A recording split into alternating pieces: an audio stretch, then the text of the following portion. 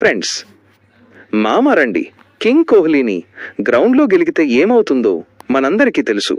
వాడి ఎంత పెద్ద ప్లేయర్ అయినా కోహ్లీ కళ్ళలోకి కళ్ళు పెట్టి చూశాడంటే వాడి పని అయిపోయినట్టే.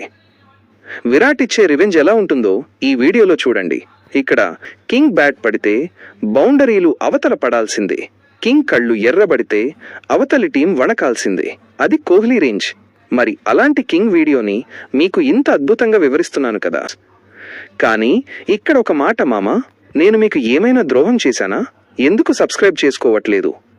ఎందుకు లైక్ చేయట్లేదు? వేలల్లో జనం వీడియో చూస్తున్నారు, కానీ ఆ ఒక్క లైక్ బటన్ నొక్కడానికి మీకు ఏమైంది మామ?